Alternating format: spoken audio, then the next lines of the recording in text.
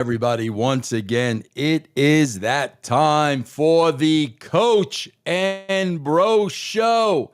And guess what, man? The coach is on another vacation, bro. How many vacation days is the coach going to take? I am carrying this show on my back like Quasimodo carries his hump, bro. Carrying the coach all around. You think coach will ever show up for the Coach and Bro Show? But thank God, bro, in the bullpen, bro. I always have warming up, man. Look at him. Look at him, man. My paisan, the great Tommy Carlucci. Tommy, how are you, my friend? What's up, Vinny Rue? Coach has more vacation time than Joe Biden did while he was president. You know, it's funny. It's funny, Tommy, because he always says he's working, but he's always working on a golf course. Yeah. I find that a little hard to believe, Tommy. You know what I mean? Well, he's a worker. That's why. And if you're in the business, you know what we're talking about. Yeah, absolutely 1,000%. But hopefully, as a matter of fact, man, I think Coach is going to be back on Thursday, but I am not going to be here on Thursday. Tommy, I'm coming up to your neck of the woods, man. I'm coming up to upstate New York tonight. I'm going to upstate New York. I got some business going on there. You better dress warm, brother. Yeah, I heard about the crazy weather over the weekend, man. Oh my God, it's nuts. Yeah, Crazy. You're in Connecticut, right, Tommy? Yeah, Stanford. Yep. Oh wow, you live right in Stanford, huh? Oh yeah, the TV studio was I could throw a rock at the TV studio. Tommy, what city is the new building in? Is that in Stanford also? Oh yeah, it's in Stanford, dude. Is it nice? Have you been by it? Oh, it's my wife. When before she got let go, I took a tour of the building. It's like a friggin' museum, dude. It's incredible, and it's huge, dude. They got the championship belt in the front. It really was done aesthetically nice. You know, WWE doesn't slouch on money. They went top of the line with everything, dude. It really, really, really looks nice. Yeah, it looks great. And Vince isn't even allowed in the building. Yeah, the man who created everything. You can't even talk about him. Ooh, can't say Vince. Oh, my can't God. say Vince. What? Oh, can you bring up that super sticker for me, Mr. Producer Man? Nonsense McGee is in the house. Guys, if you want to become a part of this show with a comment or a question, you do that through a super sticker or a donation, just like our main man, Nonsense McGee. Need to set the right tone at the start. Give me the bros. Need my Monday fill. Well, you are going to get a lot of bros here today between me and the great Tommy Carlucci. Producer man, what should we start with? What is the first topic of discussion that we're going to talk about today? Tommy, I was just on another note, man. It's already starting. I was just watching MLB Network this morning, and Giancarlo has intense pain in both elbows, may not be ready for the start of the season. Bro, what's with this dude, man? This drives me crazy. I texted my brother. I said, the season hasn't even started, dude, and he is already out. He's not even going to make opening day. This is what really pisses me off about the Yankees. They did nothing about third base, and then I watched Cashman interview say, oh, we're going with LeMahieu, Cabrera, or Peraza, 3 shit players. Are you kidding me? It's just crazy. They made more money on the playoffs in the World Series, and now you're skimping? Give me a break. We're going to go with broken down DJ LeMahieu at third base and move Jazz to second. That strengthens the team. You guys think again. My God, you know, Tommy, the Cardinals, like, they can't give away Arenado. He's better than anything the Yankees have right now. I totally agree. I think what the Yankees are afraid of is age, and they think he might be another Josh Donaldson, who really came in like a flame, but he just petered out big time. So I don't know what they're thinking, man. I would have got Bregman, and he got him for a steal. I mean, 3 years. I know he got a lot of money, but the dude can play, man. Yeah, absolutely. Okay, bring up those topics again, producer man. I think the first one we were going to talk about was the Grand Slam event over in Australia for AEW. And what everybody's talking about, man, it's funny, man, because when it comes to AEW, outside of the 500,000 viewers they have, nobody talks about AEW unless it's something other than wrestling. And it seems to be the topic of conversation about this past Grand Slam, which obviously I didn't see. Bro, listen, I'm going to be honest with you. I'm not wasting 2 seconds of my time watching AEW. Like serious. Like literally, you got to pay me to watch AEW. So I've got no interest in this company whatsoever. Tommy, you did not watch it, did you? I actually did. I was watching the All-Star thing, and then it came right on after it. But Vince, here is the difference between WWE and AEW, and I'm just going back to our day. This whole marketing scheme of AEW was just totally screwed up. Where they thought it was a pay-per-view and it wasn't. They were in a stadium. They couldn't sell tickets. They went to a smaller arena. Vince, they couldn't even get the ring there. The ring didn't make it there. Kyle Fletcher, who's from Australia, one of the superstars there, had to get the ring, and it was much smaller, and it screwed up the way they were working in the ring. As you know, if you're used to a big ring, it's a big difference when you go to a small ring. And this all comes down to logistics, right? When we were there, you think Vince worried about if we were going to Australia, worried about getting the ring there? There's something called remote operations. Guys like Ed Cohen, marketing, Bob Collins, who are on top of all this of selling tickets. Ed Cohen making sure logistically everything gets there. Remote operations. Oh, we got a ring. What else? Let's send it out 2 months in advance. That stuff Tony Khan does not have. And that's a big problem. And it showed on that show. Yeah, and what Tommy is saying, guys, is, listen, nobody was expecting Tony Khan to send a ring to Australia. The amount that would have cost would have been insane. Nobody is expecting that, but what it appears like, Tommy, is like the dude waited to the 12th hour to get a wrestling ring. So then they get a wrestling ring that's smaller, that, doesn't look up to par, doesn't look like a professional ring. They got to do everything they can to dress it up. And then we're ridiculed by their fans of why we laugh at AEW. This is why we laugh at AEW. Like Tommy said, bro, they should have had a ring there 2 months ago, Tommy. Yeah, there's no structure, though. I think he's the boss. He writes the show. He goes over everything. Like, you need structure. You need remote operations. You need live event people. You need marketing all the time. So I don't know what happens to it or where it goes, but man, that show sure proved that there's no structure in AEW. Well, it's obvious. Listen, Tommy, you can't run a football team and a soccer team and whatever else he is involved in. I mean, this is a full-time freaking job. And, obviously, man, listen, Tony puts a lot of time and effort into AEW. I'm not denying that. Yes, but you can't be doing all these other things. This is a full-time job, Tommy. You want to hear another thing, Vince? Absolutely. On Max. Now, this is all part of marketing and PR and everything. On Max, HBO Max, where you can watch it on there, they had it as a Dynamite instead of Grand Slam. That's a big mess up. I mean, I'm sorry. That's the little things. If that happened while Vince was there, what do you think would have happened? Well, that's what I was just going to say, Tommy, because that's the first place my mind goes when you bring up something like that. If that were Vince, heads would have rolled. But, Tommy, Tony Khan's not this kind of guy. And what we see, bro, is we see mistakes being repeated over and over again. Tommy, I am always the guy that says, man, with open arms, man, I embrace mistakes because that's how you become better. You've got to make mistakes. You got to F up to become better. Here's the problem, Tommy.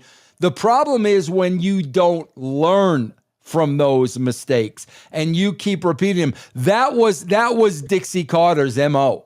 Yep. Dixie Carter made the same mistakes over and over again.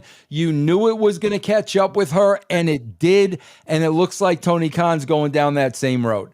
You know, I'll give you an example. Like you talk about mistakes, and I'm just going to go back in my career. I worked on the Livewire show. Remember it? You were part of it back in the day, and I was the phone guy. I was the guy that was teeing it up and saying, "Okay, here's next for Shawn Michaels.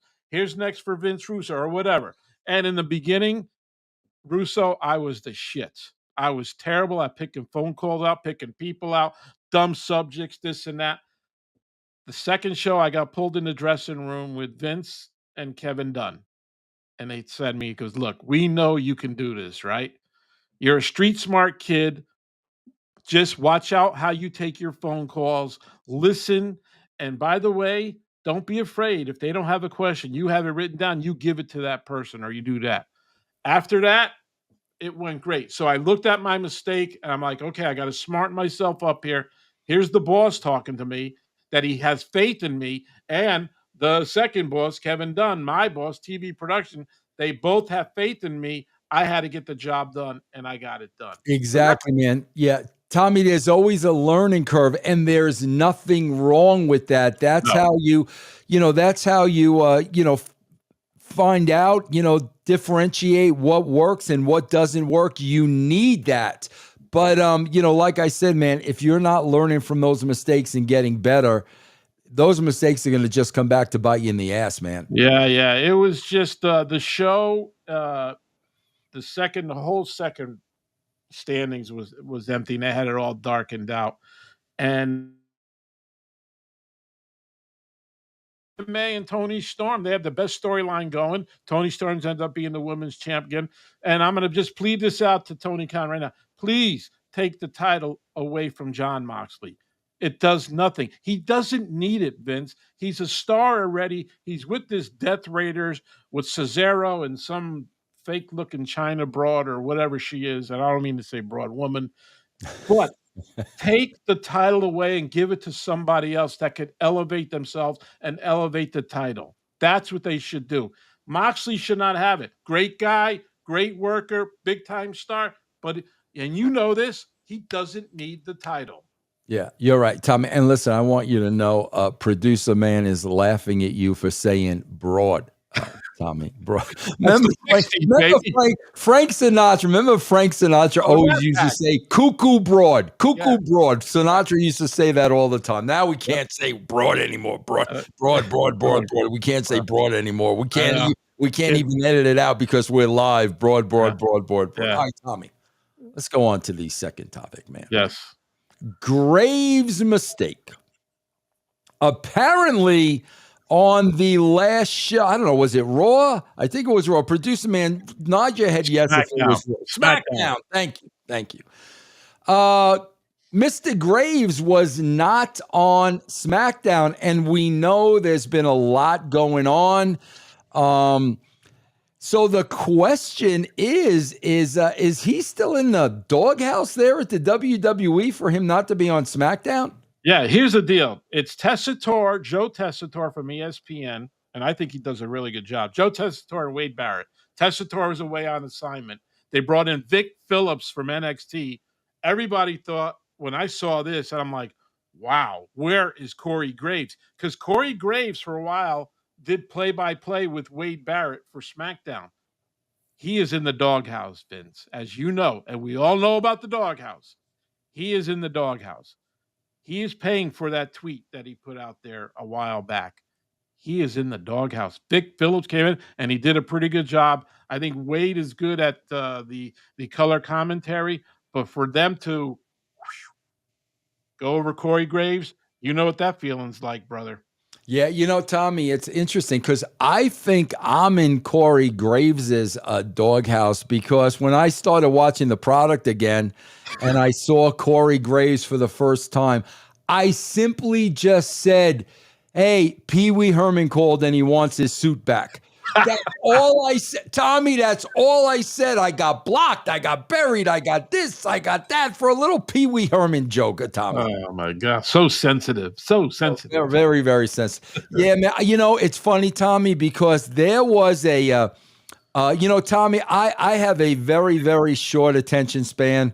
A lot of my television viewing is, on my TV, I got YouTube. I'll go to YouTube, and I'll look at a lot of the clips. If they're 5 minutes or under, I'm not going to look at anything over 5 minutes. And there was a brand new YouTube clip from Grilling with JR. And it was about our boy, the coach. No. Yes. And the topic was that JR said that Vince McMahon had the coach bully him. That was the topic. So I had to watch it because, of course, the coach was involved in this. And, JR talked about, and Tommy, you and I were there. And I'm going to tell you a story, Tommy, you're not going to believe. But you and I were there, and we know JR was always, always, always forever on the brunt end of Vince McMahon's jokes and ribs 100% of the time. And, JR said in this little clip I saw with Conrad, he said, man, I had to make a choice. Either leave or either eat it. And he said, I chose to eat it. And I got to tell you something, man. Listen, it was a different landscape back then because, there was no AEW where, JR could have immediately went there. The game in town was WCW. JR had a little history with WCW. He probably didn't want to go back there. So JR had very, very few, alternatives or choices. But I got to tell you, Tommy, man, if I was JR, I always thought about this, Tommy. Like, I always thought about if, Vince McMahon ever brought me back, and like the first thing he would have had me do was the Kiss My Ass Club. Tommy, there was no way I would have ever done that. I don't care if I would have been fired. I don't care if it's only TV, because you and I both know that's how Vince got off. Vince got off on making grown men kiss his ass, whether it was television or no television. Bro, if that were me, I would have said thank you or no thanks. But I do understand, where JR's coming from, because at that point, he really didn't have many options. But I got to tell you, Tommy, I don't know if I would have been able to take being on the brunt end of Vince's joke every day of the week. So when this was happening, was he still a head of talent relations, or they just reduced him to a commentator? I don't remember. I know what you're talking about, but he was head of talent relations, and he was making big money, dude. Yeah. We're gonna have to ask Coach that when he gets back, because I'm not sure about that, because I wasn't there when Coach was there. Yeah. So Vince put Coach up to bullying JR. That's what you're saying. That's what JR said. Yes. Wow, I never heard that, dude. And I got a text from Coach saying, if JR says that Vince put me up to bullying him, Coach said that is not true. So when Coach comes back, we will hear Coach's side of it. But Coach said Vince did not put him up to bullying JR. Yeah, I never heard that, and I've never heard it when they were doing commentary. I don't think Coach ever bullied. If anything, it was the opposite. It was JR, doing the deal. Tommy, you want to hear an unbelievable story? Yeah, man. People literally think I make stuff up because you can't believe stuff in wrestling. It's not normal. They're not normal people. So when I tell you something, either I've got a great imagination or it actually happened. Okay? So, Tommy, we used to do the production meeting, and Vince and I used to sit at the head table. Yep. And how it usually worked was I would run down the show. Vince would sit next to me. Yep. And Tommy, I'll never forget this, man. JR was just coming back with, I think it was his second bout of Bell's palsy. And Tommy, JR always sat in the first row. Yep. Always sat in the first row. So literally, JR, it's me and Vince up there. JR is 6 feet away in the first row. So JR asks a question. And Vince says to JR, he's just coming off Bell palsy. Vince says to JR, Jim, hold on a minute. Let me confer with Vince. Bro, he takes his pad and he puts it in front of his face and our face to shield us from everybody. And Vince looks at me and starts going like this. Oh, my God. Bro, JR's in the front row, 6 freaking feet, and Vince is going. Bro, I swear to God, I looked at him, Tommy, and I'm like, what is wrong with you, bro? Like what do you say in a situation like that? So if Vince is doing that 6 feet from the dude, you know he was always putting in that effort. I mean, God, man, JR was always the whipping boy for Vince, man. Yeah. Why do you think that is? I got to be honest with you, Tommy. I think a lot of that has to do with JR putting up with it. Yeah, JR putting up with it. And, boy, he killed JR all the time. He hated his accent. He hated everything, but he kept him. For some reason, he kept him. I obviously I was on the road. I was in those production meetings with you and stuff like that. And I remember just hearing some stuff on the headset about, like, he would kayfabe JR and say, like, Kevin, man, what's going on? I can't understand a word he's saying. And, like, wow, it was just incredible how, and you're right. I think Vince bullied JR big time. And JR just took it because JR was making great money at the time. Yeah. That's the only reason I can think of that, right? He had nowhere else to go. He was probably making well over $400,000 a year. And if he left there when you got Bell's palsy, where are you going? Yeah, no, I mean, that's a good point. I understand, but, you know, like I said, for me, like, that just would have been a real hard pill for me to swallow. Man, I got to tell you, I saw Bruce and Pat. I saw them do that to Jerry Jarrett, got Jerry fired. I saw them do that to Bill Watts, got Bill Watts fired. I mean, I can't tell you how many times I saw the routine, Tommy. Yeah. Yeah, it's the good old boys club there, brother. The good old boys network. All right, producer man. Well, before we get to the next topic, listen, Tommy, I'm going to ask you a personal question. Sure. Did you wipe down the Schnavitz today, Tommy? Be honest with me, no, Tommy. I didn't. What, Tommy? You gotta wipe down the Schnavitz every day, Tommy. What are you doing, Tommy? I take my showers at night, so I'll wipe it then. Well, speaking of the Schnavitz, we've got our Mando product here. Man, this stuff is awesome. 24-hour odor control, man. They got the wipes, Tommy. They got the speed stick, bro, the whole body deodorant. Tommy, they got body wash. Tommy, this is a bourbon leather, bro.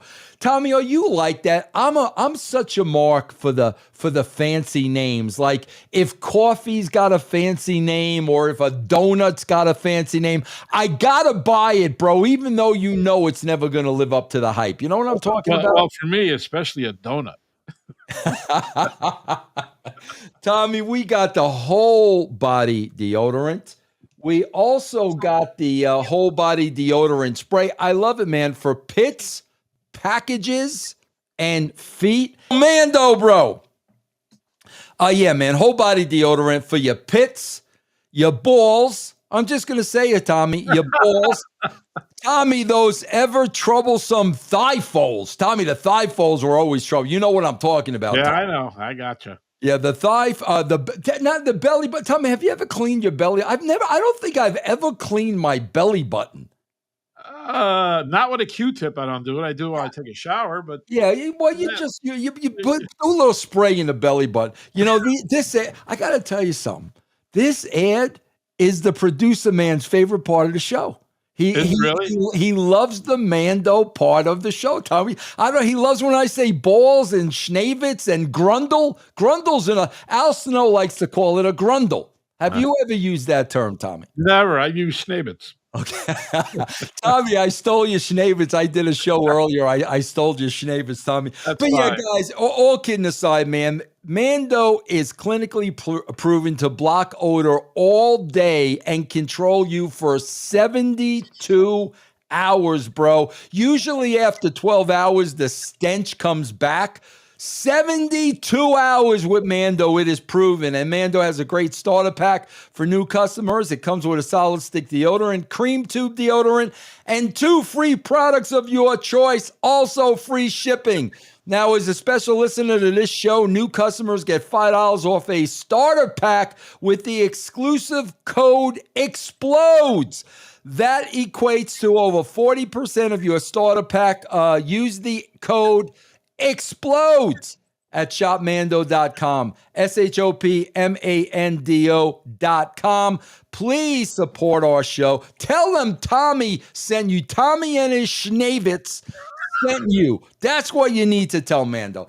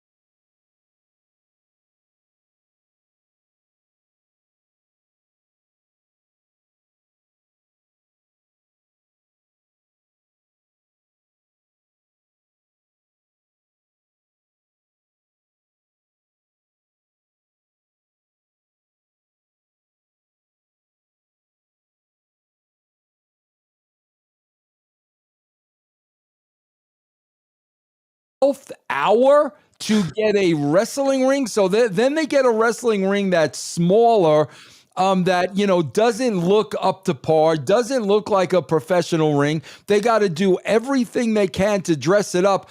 And then we're ridiculed by their fans of why we laugh at AEW. This is why we laugh at AEW. Like Tommy said, bro, they should have had a ring there 2 months ago, Tommy. Yeah, there's no structure, though. I think he's the boss. He writes the show. He goes over everything. Like, you need structure. You need remote operations. You need live event people. You need marketing all the time. So I don't know what happens to it or where it goes, but man, that show sure proved that there's no structure in AEW. Well, it's obvious. Listen, Tommy, you can't run a football team and a soccer team and whatever else he is involved in. I mean, this is a full-time freaking job. And, obviously, man, listen, Tony puts a lot of time and effort into AEW. I'm not denying that. Yes, but you can't be doing all these other things. This is a full-time job, Tommy. You want to hear another thing, Vince? Absolutely. On Max. Now, this is all part of marketing and PR and everything. On Max, HBO Max, where you can watch it on there, they had it as a Dynamite instead of Grand Slam. That's a big mess up. I mean, I'm sorry. That's the little things. If that happened while Vince was there, what do you think would have happened? Well, that's what I was just going to say. Yeah. Mute off, dude. Mute off.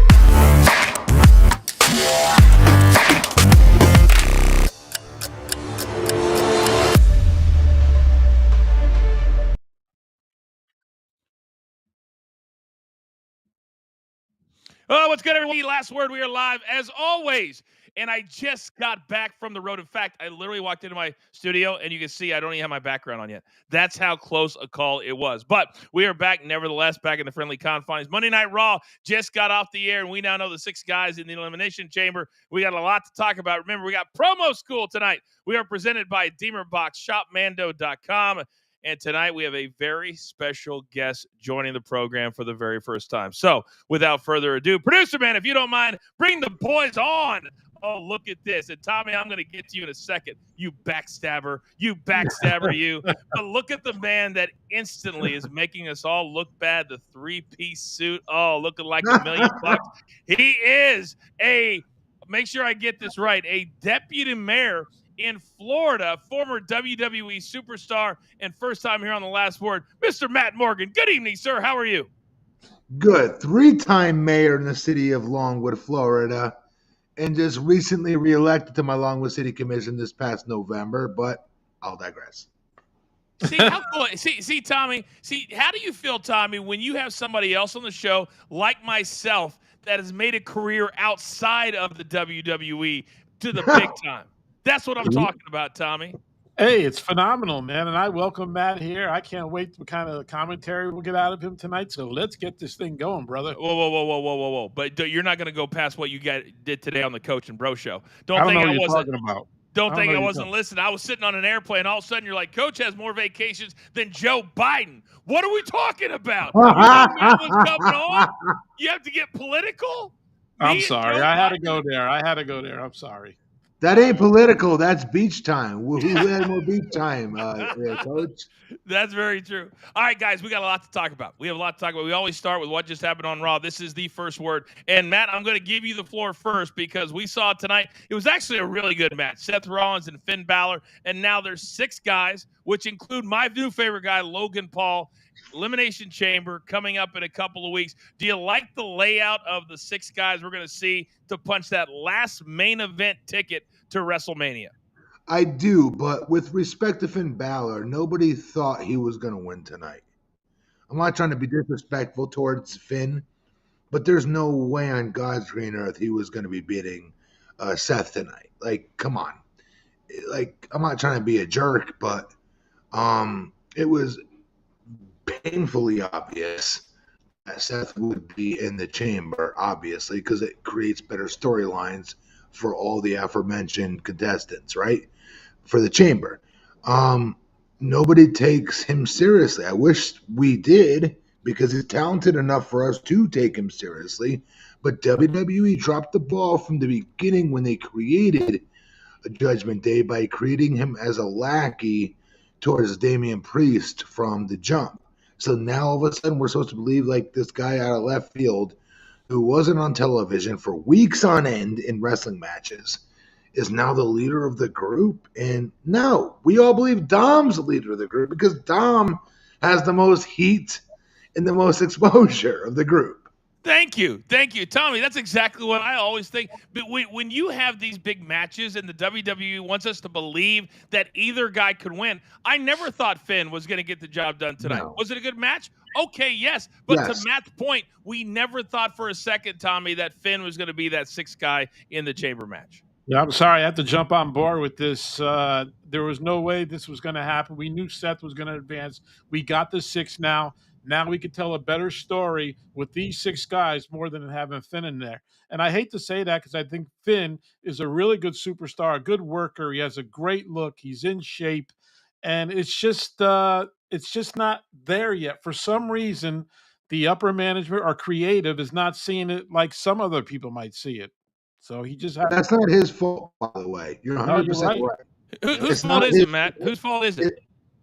It's management's fault. It is because they made a decisive decision when Judgment Day was created on who they were going to get over. And they made the decision on two people, Rhea Ripley and Damian Priest.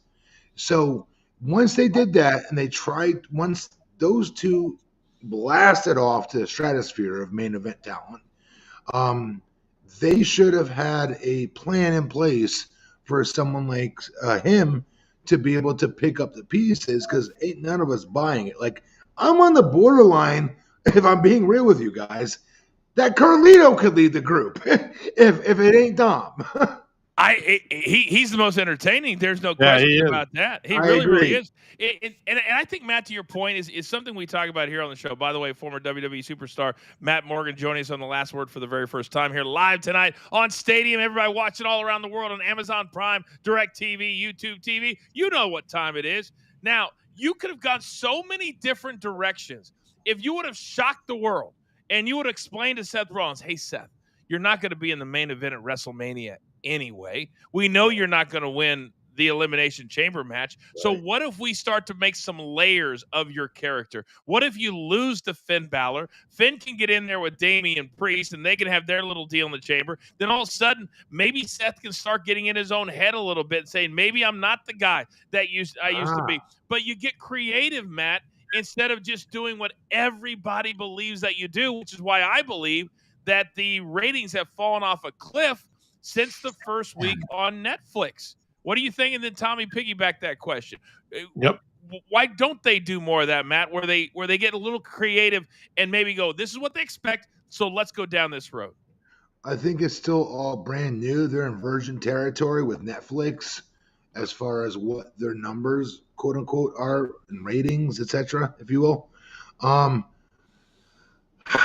But they had to have seen this coming from a mile away that nobody's buying Finn Balor beating Seth Rollins tonight. They had to have all. Everybody in the company, down to the damn janitor, had to have been able to see that nobody's buying this. I'm not saying that as an a-hole or being disrespectful to Finn. It's not, again, like I said in the beginning, it ain't his fault. It's actually production's fault to not build him up big enough to make. That was not a main event match that we got at the end of Raw tonight. I'm just sorry. Of all the Netflix Raws we got, was that really truly a Raw main event? In-ring action? Yes, it was. But as far as talent development goes, was really that a main event match? No, it was not. Well, I'm glad you said that because we like to keep it real here. We don't like to just give out the status quo. Tommy, what do you make of this? Because I think this is the first time we've really heard anybody say here, especially a mayor, say it real about Finn Balor. And Finn Balor, they just said, oh, he signed a big money new 5-year deal. He's a good quote unquote hand. But when you're getting thrown in there, you got to have some believability. Yeah, you do, Coach, and I like your value. I like this. I like the shock value of this. Can you imagine tonight if Finn Balor goes over, he wins? Would have been huge, Tommy. That would have been huge. Yep. That's my point. But why are you afraid to do that? Explain it to Seth. Hey, dude, you're not going to be in the main event, right? Right? You're not in it. Let's just put Finn over for a while. Let's see what happens with him. We can create heat between him and Damian Priest. Maybe something comes out of that. But no, it stays to the same thing. And Matt Morgan is absolutely right. The custodian at WWE knew that Seth Rollins was going over tonight. All right, so guys, here's the 6 guys that are going to be in the Elimination Chamber. It's going to be Damian Priest. It's going to be CM Punk, Drew McIntyre, Seth Rollins, Logan Paul, and then John Cena was the only person who didn't have to qualify. He just put himself in there, and I'm cool with that. I like creative control when it comes to Cena. Now, he's going to be shooting a movie, but here's the cool thing, guys. He's shooting a movie, but they announced tonight that they're going to do 3 weeks of Raw and SmackDown TVs in Europe so that Cena can be there for 3 straight weeks. I like the fact, Matt, that since WrestleMania is so late this year, that we're going to have international crowds, which, as we all know, are red hot whenever the WWE comes over. And John Cena is going to be allowed to be there because he's going to go back and film his movie after Elimination Chamber, so you get the best of both worlds. Do you like having multiple weeks for the first time ever in Europe? Oh, my God, yes. God, yes. They're the best fans overall. We witnessed this, right? With simply AJ, I don't mean to say simply, but with AJ Styles, when he went overseas, I'd never seen a hard camera shake from the vibration of an audience ever in all my years of doing this. Ever. I mean, ever. You can track back to indies with like 100 people in the audience and maybe 50 of them were around the hard camera. No, that has never happened in wrestling history that I've ever seen. So, hell yeah, I think that's a great idea. It's a smart idea. And the chamber is going to be absolutely very, very good. But again, I think the company did themselves no favors by putting just randomly Finn in there. So, but But let's talk about Cena for a second, because Tommy, if we're going to have these Raws overseas after the Elimination Chamber and also SmackDown, which the company's never done, it's a gigantic expense. I'm a little surprised they're doing it, to be honest with you. But if Cena wins, Tommy, then you're going to have the farewell tour for a month, being able to promote him in the main event of one of the nights at WrestleMania. To me, because they're doing this, don't you believe that John Cena will be the man that walks out the champion but walks out the winner at the chamber? Yeah. I mean, if he's going to be there for all 3 weeks, it is the farewell tour, though. So if he doesn't win, he would be there anyway. And they're very smart management. That sells tickets. Oh, my God. Last time you're going to see John, whatever city he's going to be in, you better get your tickets now. Whether he wins the chamber or not, I'm sure he's going to be at these 3 TV tapings there. So it's a smart move by WWE. Whether John wins the chamber or not, Coach, I think it's all about tickets there. Can I cut in there, Coach? Of course, go for it. So I'm going to take I'm not advocating for Vince McMahon anytime soon, but I'm going to take a page out of his playbook. It comes down to T-shirt sales, and it comes down to merch sales. There ain't no way on God's green earth that they're going to put Cena in the ring with Cody, because if they do, spoiler for everybody watching this right now, he is not beating Cody. No flipping way. Cody makes them way too much money. He is your new John Cena for folks keeping score at home on merch sales. No way. No way. That's an interesting view to take that I'll be honest with you, I hadn't thought about yet. And they've made all of this merch already with the farewell tours, the blue stuff, and they're changing it wherever they go. And Coach, they'll keep making that money on John's T-shirt sales, changing the colors of whatever city they're going to be in. It'll continue to happen. That's just extra income coming in. They're not going to screw the pooch. Wow. And over their money goat, which will be Cody Rhodes as far as merch goes. All right, but Cody Rhodes right now has been the last 3 or 4 months kind of on the back burner when it comes to being a main event guy because he's a company guy. They tell Cody to do something. He's going, yeah, I'm going to do it. We've got a minute and a half. And not so merch sales, not merch sales, FYI. No, absolutely not. So if it's not going to be Cena to win, could we see shock the world? Give me a 15-second answer, Matt. Could Logan Paul? God, no. Come on. I'll cut you off. Come Hell on. no. Hell no. Hell to the no. Paul. He's incredibly impressive. Logan Paul? Brother, he's incredibly athletic, incredibly impressive. I love the way he looks. He's tall. He's physically built. He looks the part. Hell no, though. All right, Tommy, when I say Logan Paul main event at WrestleMania, you say? I love it. I think Paul is the next Shawn Michaels in my eyes. This guy can cut a promo. He can ground and pound. Yeah. He can high fly. And he's got 26 million people following him on social media. That's why Triple H brought him over to Raw. All right. No, we don't. You got to wait. We got commercials. This is a real network show, Manny. We got commercials we got to get to. All right, we're going to have promo class on the other side. What is Matt going to cut a promo on? What is Tommy going to promo on? Also tonight, Penta. Well, guess what? We're a new official WWE shop affiliate, and you can buy all of your merchandise through us here at BTT, including the latest with Penta. And you can see it right here on the screen. You got the QR code. You got all the stuff the producer man does. We're big time here. You kidding me right now? We're also presented by DemerBox. Go to DemerBox.com. Use the code COACH10 and get 10% off. That's right. We're just getting started. It is the last word. We are live, as always, every Monday night right here on Stadium. DemerBox. What is a DemerBox? A DemerBox is a rugged portable speaker. It's a vault to hold all your things, keep them dry and safe, and it's a charger. You know, you're looking at 40 hours of playtime. So we charge this thing maybe once a week when we're traveling and adventuring. There's volume controls on the outside of the box here, so you can turn it up and down. If you have your phone inside there charging, it's nice and safe and dry. All right, so we're gonna hook the DemerBox to our phone. I'm gonna show you some tricks. You just hit the button on the front. You've got the battery gauge here. That lets you know how full your battery is. You got volume here as well. So you just turn it on, go to your Bluetooth, DemerBox DV2, and it says when it's paired. Yep. And so inside the lid, if you're just jamming tunes and you're not around water or anything like that, you can leave this open. But if you're going into a wet or muddy, snowy environment, inside the lid right here is a plug. You undo this plug, it pops out. Put it right in the top right here. Give it a few turns. Turn it on. Now you've got a waterproof speaker box.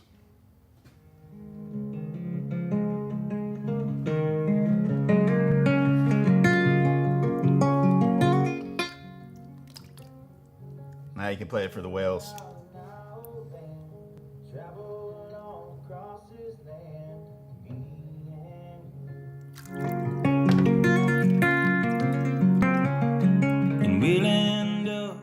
I think there's a use for each individual person. The DemerBox, like this is mine with all my stickers, my things on it. You can kind of make them your own. That's part of the love of them. I have a connection with these because it's like a good belt or like a good pair of boots. You can cater your lifestyle to your DemerBox, but there's no other speaker that charges your things and holds all your stuff, keeps it dry and safe. That's what sets this apart. So I'd recommend y'all trying a DemerBox and bring it because it's so much more than a speaker.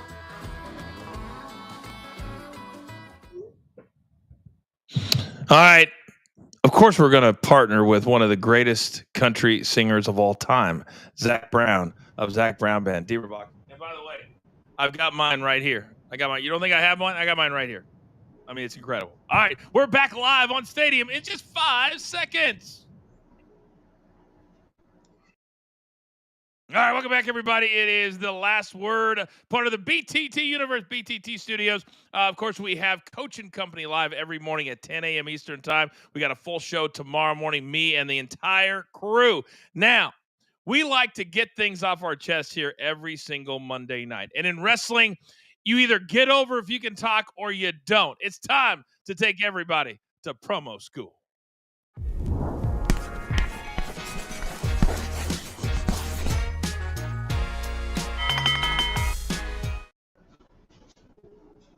right, so now here we go. We've got Tommy Carlucci, 32 years in the WWE, former WWE superstar and current mayor and deputy mayor down there in Florida, Matt Morgan, first time ever on the show. So, Matty, this is where we get a few things off our chest about something that's going on in the world of wrestling right here and right now. So I have to go. Normally I go last, but I got to go first tonight because we got a little bit of sound we got to run. So you guys all know at home that are watching right now, you guys know I hate dirt sheets. I hate when they said, oh, we've got this, we got that. Never seen them backstage ever one time. Well, headlines came out today that Vince McMahon used me, your boy, to bully. And I hate that word, bully, good old JR back in the day. Well, if you read the headlines, me and Vince, we work together. Well, here's JR on his podcast today talking about said headline. It's an episode of Raw where Coach is just being brutal to you, harassing you on commentary the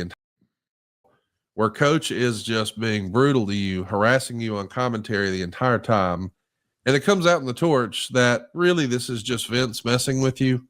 Yeah. And an insider has told Wade, go listen to Coach call Monday night or Sunday Night Heat and then listen to him call Raw, and you can hear the Vince influence.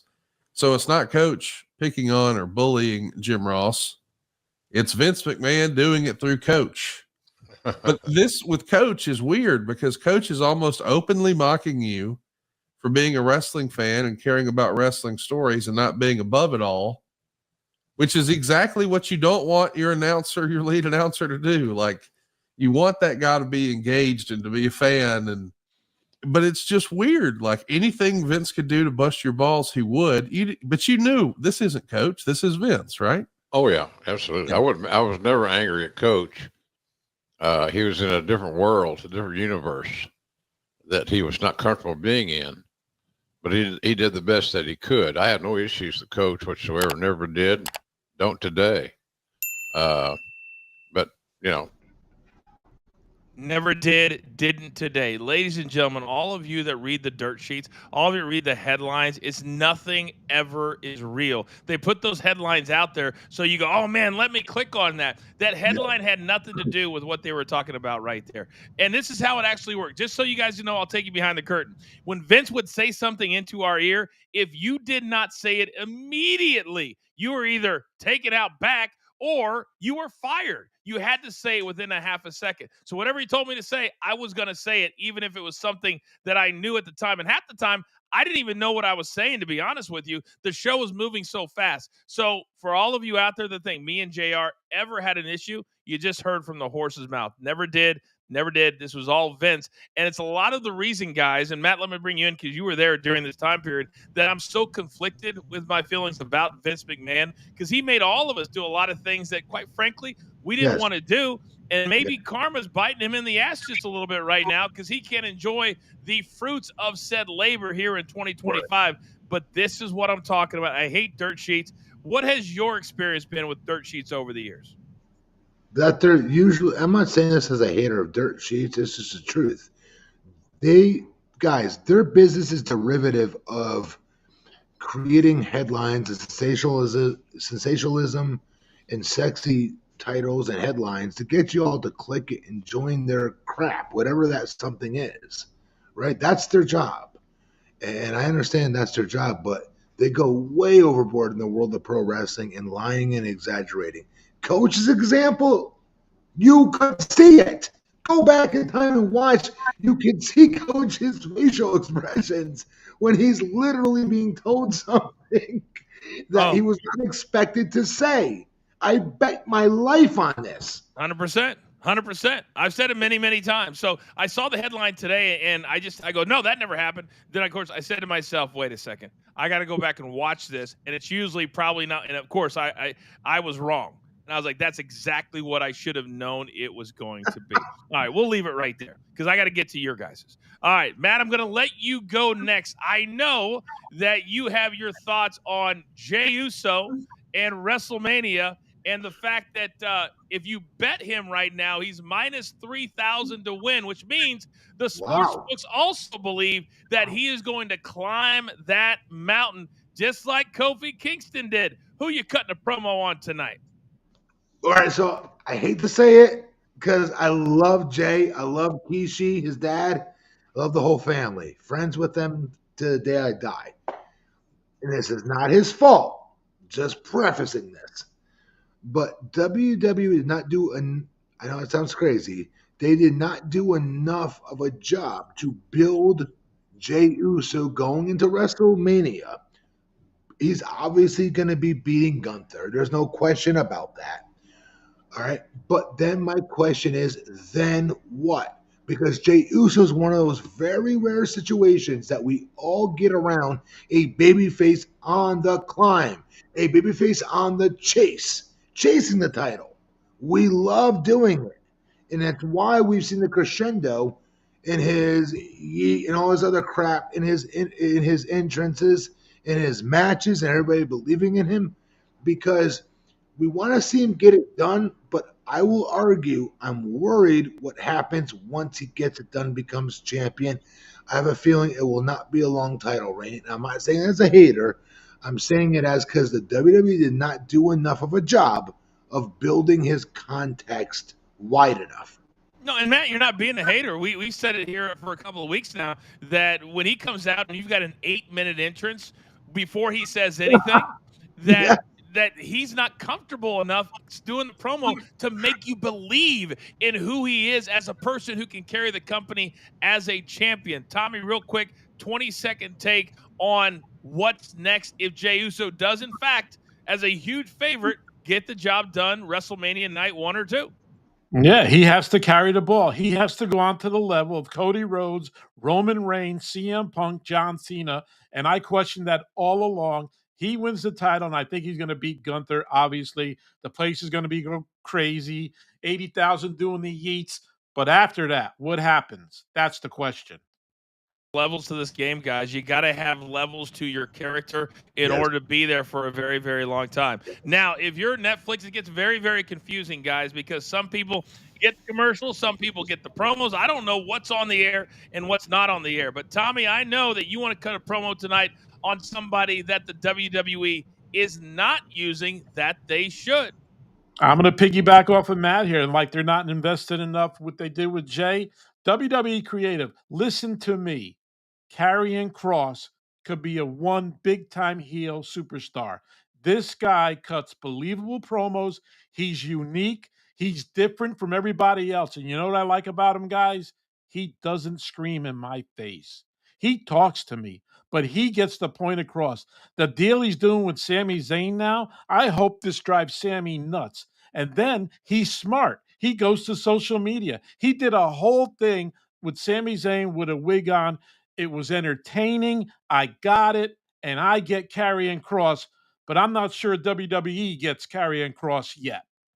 True. Maddie, you're a fan of this guy, yes? Huge personal friends with Karrion Kross, and he is so intelligent. I brought this guy in to talk about political issues, talk about things that help our kids in our community. He is so flipping intelligent. If you looked at him, like this guy looks like a psychopath. I swear to you, in real life, he's so flipping intelligent. It's not even funny, Coach. He is a well. They need to keep a rabbit hole. They need to keep going deeper and deeper and deeper because he's worth it. He's so intelligent, and he loves what we do, Coach. He loves it. I wonder why, and sometimes this is so frustrating from because we're all at our core, we're fans of the business. We do this as our jobs, and it's fun to do these shows, but we're fans at our core. And when you see somebody they're not using, and then you see somebody that they continue to pound down our throats, and you're like, what are we doing? Do you not hear it? Do you not see it? Why are we putting this guy at commercial breaks instead of featuring in the ring? Because now they got this new thing going, and Matt, I don't know why they're putting guys like the down under guys in the front row tonight, putting superstars out in the crowd and putting them all over the place. I think you said at the top of the show, they're trying to find their feet on Netflix, and they need to figure out if they're going to be a show with commercials or a show without commercials, because they're all over the place right now. Very good point. We've not seen a streamline of what to expect from that as far as commercials go. And their talents is randomly hang out in like the front seats and third seat rows back. You're 100% right, Coach. No, there's Tommy. one thing, the viewership has not stayed up. It has gone down every week. So that's got to have the Netflix executives a little nervous and creative. They've gone down every week, Coach, 37%. Wow. I did not know that. I didn't know that, guys. Yeah, Wow. the numbers Matty, the numbers have been really, really poor. And part of the problem was they gave them WrestleMania the first night. They gave them every big match you could possibly get them every night. You're like, where do we go? And then we get to the Royal Rumble, and then now you got to build back up to WrestleMania. And that's kind of the problem. And Matty, when the three of us were really there, quote unquote, in our prime, when you're on every single week and now you're adding shows, and coming up in about 5 minutes, we're going to be talking about some other shows that WWE is doing. There's only so many hours in the day to write this stuff. And sometimes you just throw it out there and say, we need to fill 5 minutes. But those 5 minutes turn into 10 minutes, turn into an hour, turn into 2 hours. Then you're like, what do we got? What do we got? Coach. Very good point. And that's kind of the problem right now. All right, we're about halfway home here on The Last Word. We are live every single Monday night all around this great world. We're available in over 100 million homes on Amazon Prime, DirecTV, Roku TV. Are you kidding me right now? All the stadium apps on the WatchStadium.com. We're everywhere. Still to come. We've got new shows that I actually like very much. What do my guys think about what's going on right now on A&E? And do we need another new show called, what is it? Let me check my notes. Evolve? What are we evolving? We'll talk about that after the bottom of the hour. And also, we've got The Last Word coming up. AJ Styles and Braun Breaker, really? And the very latest on Corey Graves. Give me some respect on Vic Joseph's name one time. That's what I'm talking about. We're live. We are live every single Monday night. This is Last Word, only on Stadium. All right, ladies and gentlemen. You guys know crazy what time people it is. out Behind there, the we've got turnbuckle, incredible. We have called in all of our favors. We've called in all of the people, and we have made it to the super secret fluffy compound. What you're getting ready to see in the next several minutes is like something you've never seen before, including this little friend behind me that is number one of an entire selection. So without further ado, Shop Mando, let's just show you. drive Maddie crazy. Instead of me selling it, and then I'll sell them on the outside in the third break. All right, Fluffy, you're taking us behind the camera today. But if I'm taking you behind the camera, then I'm taking. There you go. All right, there we go. It's got, clearly we have the same barber. Dude, if we hung out together, we'd look like a pair of nuts. You realize that?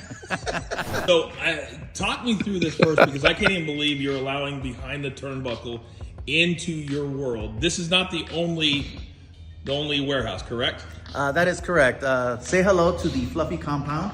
I am a collector of Volkswagen buses. Where did your love of all of this start for you? My first car was a 1968 Volkswagen bus, much like the one I'm going to show you down there. However, it didn't have that level of care. My bus was ragged. It cost me $400. My brother bought it for me. It was 18 shades of primer, and it was very much. It was a Picasso on wheels. I spent more time pushing it than driving it, but it was my first. And anytime it's your first, you always have a special place in your heart for it. About 8-9 years ago, I got my ex-girlfriend back her first car. She wanted her first car was a Trans Am. I helped her get her Trans Am. The guys that helped me do that are Jay Leno's guys, the Steves. They said, hey, well, if there's a car that you're interested in, let us know and we'll go look for it. And I says, well, I'd very much like to see about getting a Volkswagen bus. And they're like, anyone in particular? And I remember my first car was 18 shades of primer, so I wasn't married to a certain color per se. And so they brought me one. And they said, if you want anything else, let us know. And I said, well, if you come up. That was so much fun. And I got to tell you, you can watch part 1, part 2 right here on our BTT page.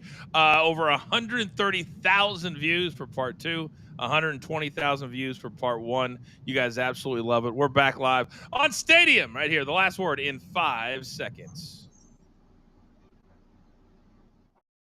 All right, welcome back, everybody. It's The Last Word live on Stadium and all of their platforms, Amazon Prime, DirecTV, YouTube TV. We have 3 different brands. 2 of them are on Stadium. Do not forget, get up with us tomorrow, live at 10 a.m. right here on Stadium for Coach and Company, our live sports and sports betting show of record.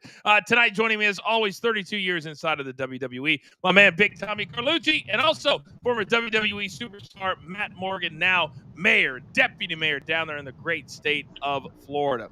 Now, I don't know why WWE can't seem to figure out that when they do these other shows, guys, and people love them, and they give you about 10 to 12, and then they go away, and then they go, oh, man, I want to see them again. Maybe we should do that with all of our shows. But this past Sunday night, we started a brand new WWE Superstar Sunday night. And, Matt, I want to start with you because I absolutely loved it. There's two shows I want to focus on. The Legends and Future Greats. It's basically a different name for Tough Enough. It's basically what it is. And you got Booker T. Yeah, Booker T, who has his own school. You got The Undertaker. You got Mickey James. And then you have Bubba Ray or Bully Ray of the Dudley Boys. They're going to be the coaches. And then you got all these young kids that came in. They try out. They're doing promos. Why do you think these types of shows are so successful and fun for us to watch?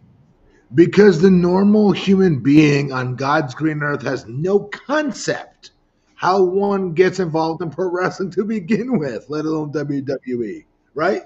So me, I was a lifelong fan, wanted to do it since I was 6 years old, watching it every Saturday morning, WWF Superstars at the time. You can't go to the Boys and Girls Club and say, hey, coach, show me how to swing a steel chair. No, that's not going to happen, right? So for me, it was Tough Enough on MTV because when Tough Enough started, there wasn't this huge explosion of wrestling schools that you could just join that was willing to share the business with you. You had to earn that right, so to speak. And so when I watched this LFT and the previews for it, I'm very excited because what? You literally have the four greatest of all time, people can argue, right?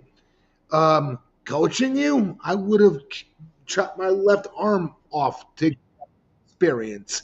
And Can you imagine? Listen to me, brother. I would almost chop my right arm off to get Bob Holly, Al Slow on Tough Enough. Funny. I got a funny Bob Holly story for you in a second, but Tommy, let you get in on this conversation because back when Tough Enough started, and I hosted, I think the first 3 seasons of Tough Enough, and I had some issues that were no fault of my own. I'll say that, but I had some issues with Tough Enough, but that was a long time ago. But Tommy, these are the shows, and it used to be WWE would edit them, and now A&E edits them, if I'm not correct. Right, Tommy? A&E does the editing, right?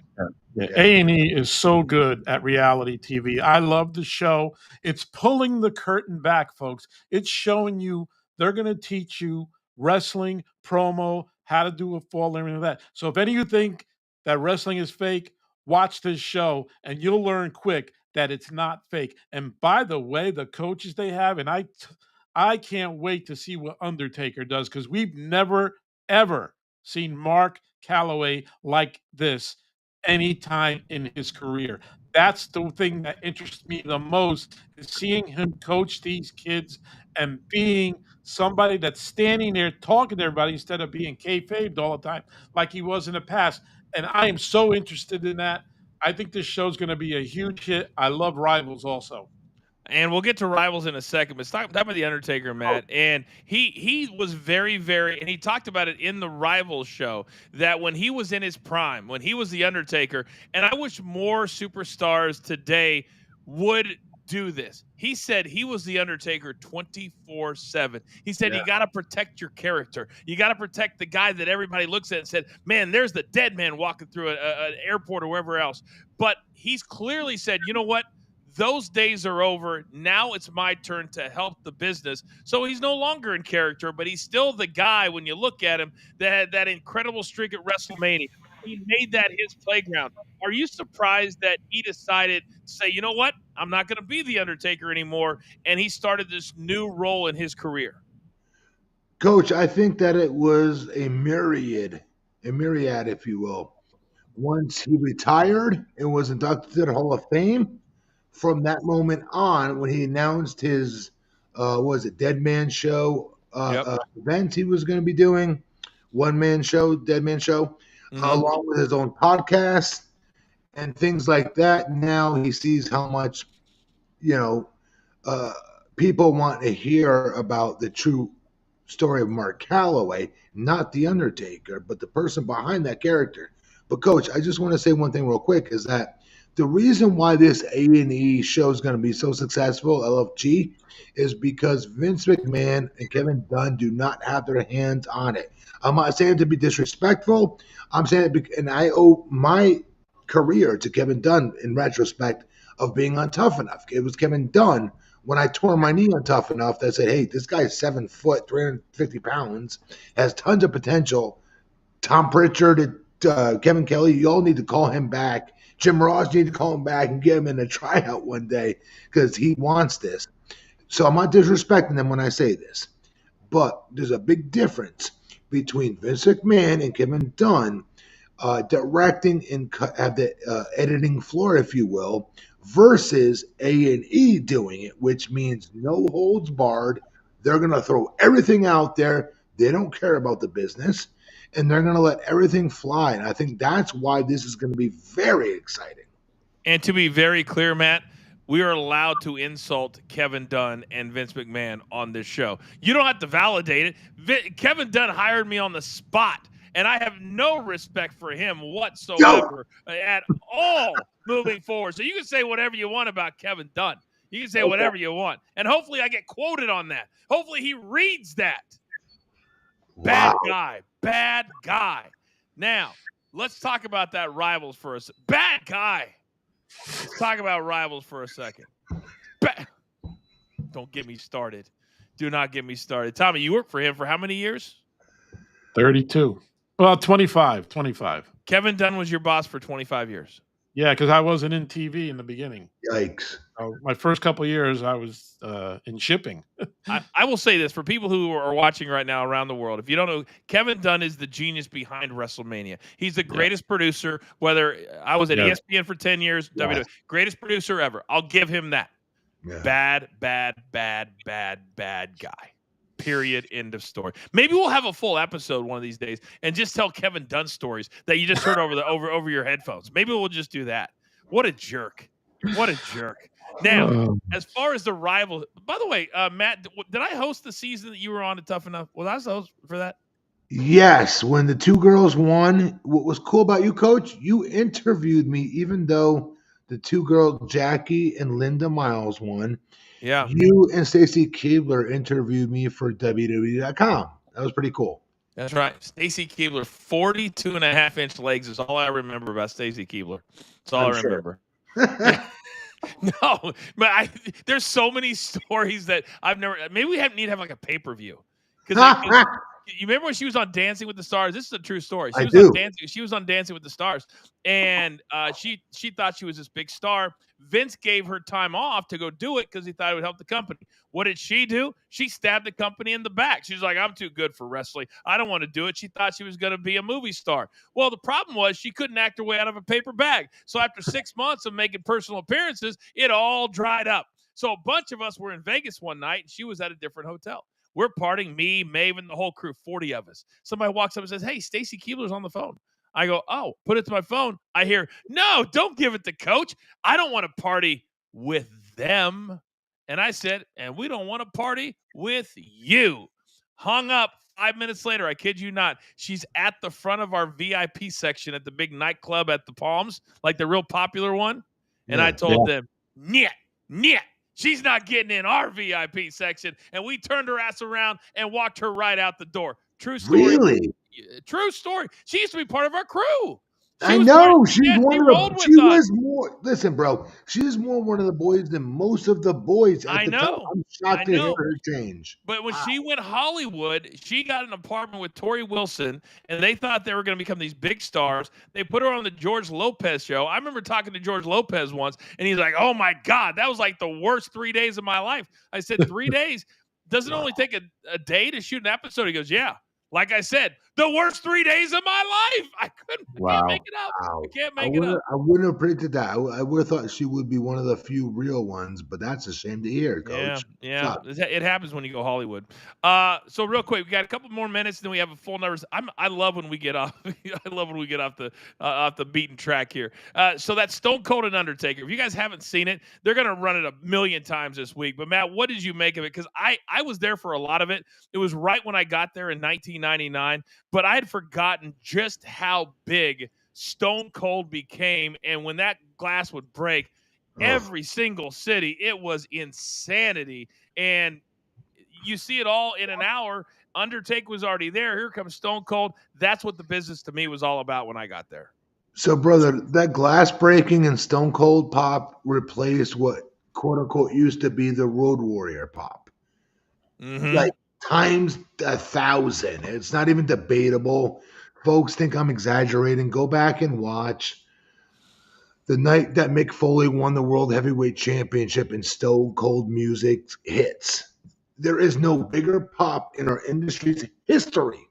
I'm dead ass than that. He was obviously super over, and Coach, you're a major part of that. But Coach, can I just really quick parallel on something? Yeah, I got about 30 seconds. I'm gonna get it in. Okay. You were one of the very few on-air characters that were not an everyday wrestler, like they had GMs, like Teddy Long, etc., and they had figures that were higher power, like Stephanie McMahon, and etc. But you could never get your ish back on them, right? When they would cause havoc. You would cause havoc, but you were always willing to get your ass kicked and give the wrestling fans their comeuppance to emotionally investing in you as a character, as a heel, and being a jerk, and letting fans rejoice when the babyface would hand you your ass. You're one of the very few characters on television that were not an everyday wrestler that actually gave them that payoff. Well, thank you very much. I appreciate that. That was the first thing Vince ever said. He goes, if you're going to become a character, you got to be willing to get your ass kicked. Said that in the WWE gym, and I said, okay, let's give it a ride. It was the best thing I ever did. All right, this show goes so fast. On the other side, it's time for the last word. Anything we haven't talked about, we'll talk about it. It's the last word right here live, as always, on Stadium. You're not going to shave and you're going to look like Grizzly Adams for a very, very long time. But you're also very clean. But some people are not. And some things they don't talk about is the funk that you walk around with every single day. So our brand new sponsor is Mando from shopmando.com. And I said, hey, if we're going to have it here on the show, you're going to send it to me so I can try it before we even get it on the show. So here's what we're going to do. I got my starter pack about a week ago, and I've been trying it. I have never smelled better, Vince, than I have in the last week. So here's what the starter pack looks like. You can have your stick of deodorant. You can have your your tube of deodorant, which most places don't have because you normally just put it in the normal places. Not here with Mando, because the doctor who founded it, she's amazing. But she also realized you got funk all over your body. Then you get 2 free items as part of the starter pack. I decided to go with something that I think you would wear. The bourbon leather body wash, or the deodorant wipes. Those are the 2 free items that I chose. And if they use the code EXPLODES, EXPLODES, you get $5 off. That's the equivalent of 40% off your Mando starter pack at shopmando.com. And Vince, one other thing, they threw in the cleansing bar. I haven't even opened it. You can smell it through the box. It's that good. Shopmando.com. Could not be more excited. Your thoughts? Okay. Let's put the mamby-pamby aside. Gentlemen, and I use that term loosely, listening to this show, it took me 64 years to come up with a cure for the sweaty balls. You know what I'm talking about, gentlemen, and I don't wear any underwear, so it's 3 times as worse. 64 years I'm walking around with the sweaty balls, Coach, and then I get these Mando wipes, bro. These Mando wipes, I go down to the grundle. I use these wipes on the grundle. 72 hours, odor-free. 72 hours, balls smelling like baby powder. 72 hours, gentlemen. Come on, man. If you want the hey nanny, you can't have a stinky grundle down there. Mando is the All right, everybody. Welcome back to The Last Word live on Stadium. If you don't catch any of the show live, you can catch it on a BTT YouTube page at any time on demand. Also, you can catch the Coach and Bro Show and Coach and Company. Tonight, joined by Big Tommy C and former WWE superstar Matt Morgan. All right, it's time for a little something we like to call The Last Word.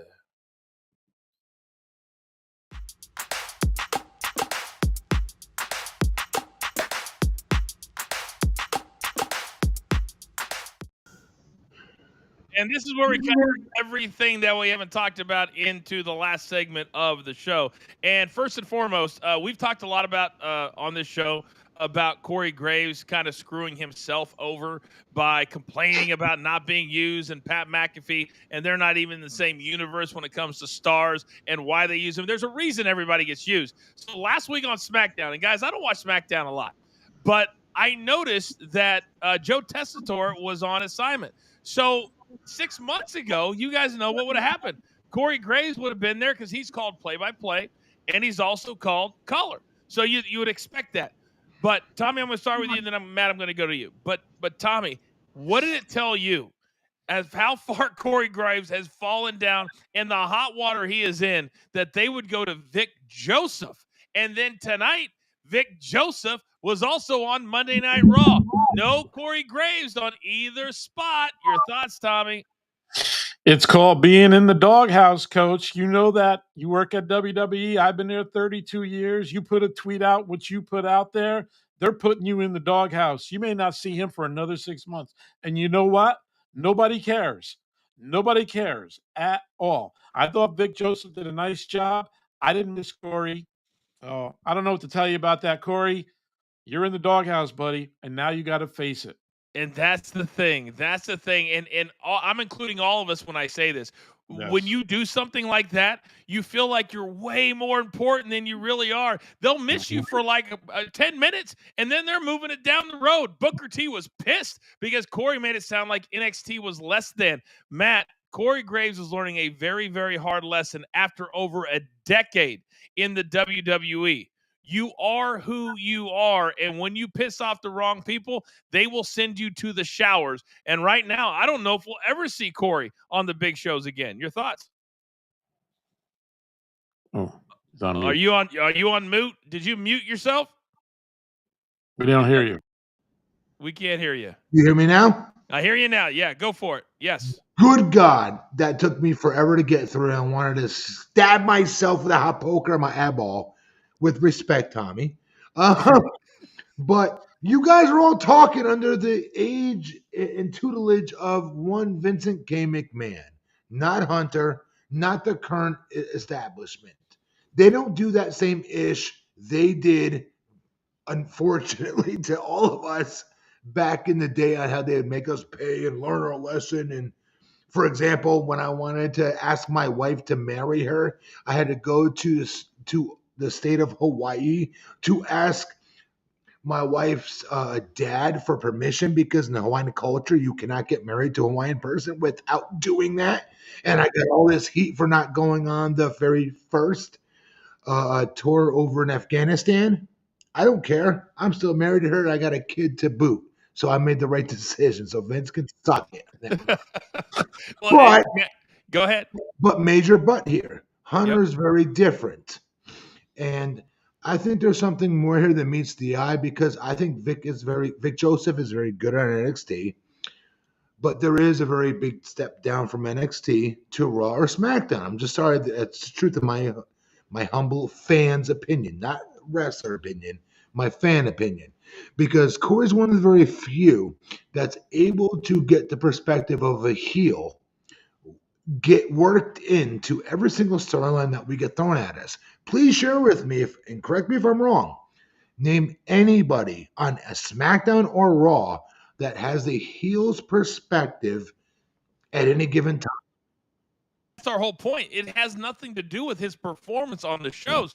He's really good. I've always said that, even when we could not work together in 2018, because he he would not work with me. Period. 3-man booth. He pushed it. He didn't want me in there. But I had no Who issue did with it? that. Who Corey did it? Graves. I came back in 2018. They put me, Corey, and Michael together, and Corey didn't want to run the 3-man weave. 3-man booths are very hard. But this has nothing to do with his performance. It has everything to do with complaining publicly that he's not famous enough, taking a shot at Pat McAfee, because they let Pat come and go when football season ends and football season's out.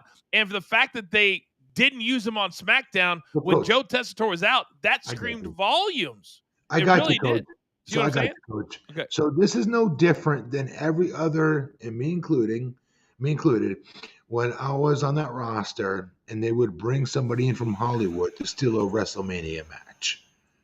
Okay, that is no different here. Just because we're seeing it for the first time with announcers going through it, it's still the same ish at the end of the day. Meaning, you're going to go to this guy. Yeah, he's got more followers on social media. He's going to get more clicks than me. He's going to get our crap on ESPN. I'd argue Pat would still do that for WWE.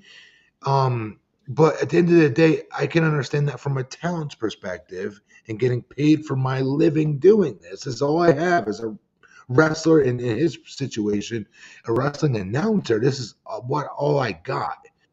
And I'd be pissed too if they brought somebody in just because they're more famous than me, but they were not there for the long haul.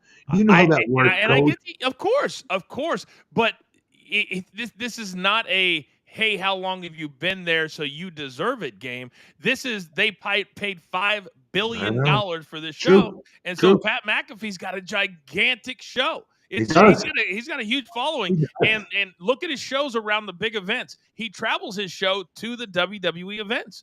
To me, it was one of the biggest mistakes as an announcer that I've ever seen an announcer make. Corey, it really was. Let me ask you a question. If you're Corey, Coach, what would you have done if that situation was about to hit you? What would you have done differently? I would have said I would have took a step back, but I also had a different perspective. I was at you take a step back and you also look at yourself. Not and say, coach from ESPN. Wait, time out. No. We don't have not to. Coach from ESPN who became big. No. What I would have done is I would have said, where else am I going to go? Where am I? Let's say he makes $300,000. There's no other wrestling company in the world he's going to make that kind of money, and so you got to keep your mouth shut because you're not going to go anywhere else. That's what I would have done.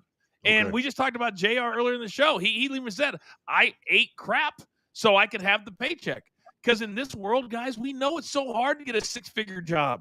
Yeah. I don't care what anybody says. And for Corey, after 10 years, and this was the biggest thing I ran into when I was trying to go to WWE or ESPN. They always talked about the wrestling stink. That if I would have stayed any longer, then you can't go to these normal places. And Corey right now, can you look at Corey Graves and say he could be a Sports Center anchor?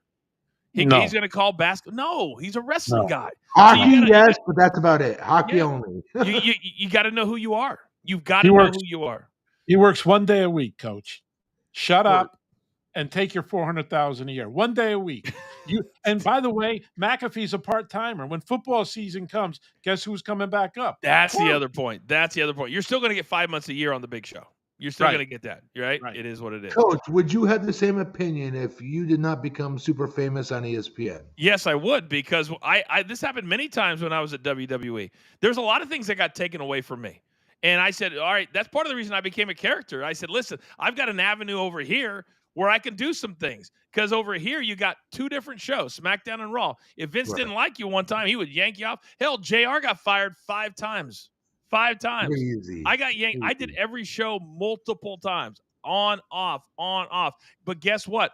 The checks kept coming. And that's what you have to remind yourself. The checks kept coming. No, you're right. Maddie, this show goes so fast. We're just about done. Thank you very much, man. We look forward to we're going to have an interview with Matt, a little bit longer form that you can check us out on our BTT page. We're going to do it right after the show here so you can get to know Matt a little bit more for those of you that are newer fans to the WWE. Producer man, thank you for the one shot. And understand now we are here every single Monday night, 11 p.m. Eastern time. Join us tomorrow morning also, Coach and Company, for our morning sports and sports betting show on Stadium and all of their platforms. We love this so much. For Matt Morgan, for Big Tommy C, for intern Dan and my man producer, man, who does it all for us. I am simply the coach. We'll see you next Monday night. And don't worry, Gabby will be back right here. It's the last word only on Stadium. The following announcement has been paid for by Behind the Turnbuckle Plus, the new pod order. BTT Plus. Yeah, it's a tough job, but somebody's got to do it. Oh, it's extra content right here, chicos. Think about it. BTT Plus, taking over the pod game. Live Q&As, watch-alongs, new shows. BT, is that okay, Plus. Big Tommy? Enter the war room, turnbuckle style. Plus, it's the new way. We call it BTT Plus. The genesis has begun. The beginning of the new pod or BTT. Everybody wants to know what to do next. Well, just scan the code. The pod revolution BTT Plus starts now. The preceding announcement has been paid for by Behind the Turnbuckle Plus, new pod order.